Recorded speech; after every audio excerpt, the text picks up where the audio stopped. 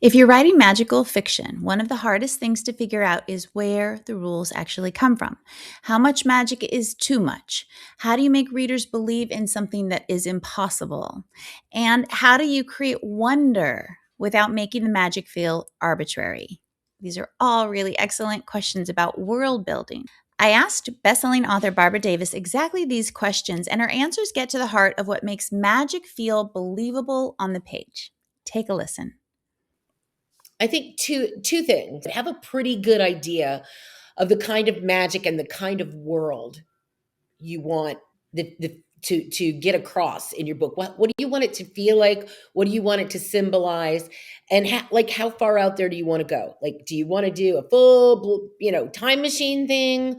Or do you want to do witches with cauldrons? Or do you want to do that more subtle magic? Have an idea of the kind of story you want to write. And this can change and morph, as clearly we all do. Mm-hmm. And then the second thing is read great books by great authors who write those kinds of stories. Mm-hmm. I took a couple of writing classes in college, but I do not have a degree in writing. I do not have a degree, period. I self-taught myself by going out and finding great writers and reading and studying with a notebook and a highlighter and making notes on how they pulled things off. Not to copy, but to kind of like go backstage and see how the wheels turned, and how the mechanism of their storytelling and how they made it real. Because for me, that's a big part of writing magical realism is it does have to seem real for me. Right. If you're writing science fiction, it can be whatever you want.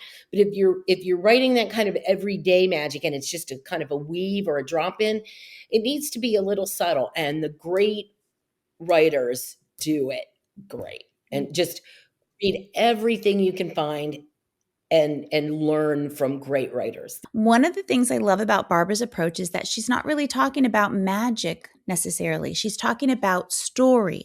Because whether you write fantasy or magical realism or paranormal fiction or even contemporary fiction, readers need to understand the rules of the world that they're stepping into. I have a whole world building course about this because it is so important.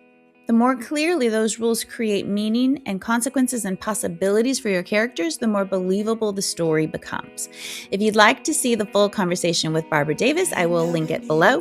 And if you are a writer who loves digging into the craft behind stories, make sure you are subscribed to Bourbon and Books. That is what we do here, diagnosing story problems.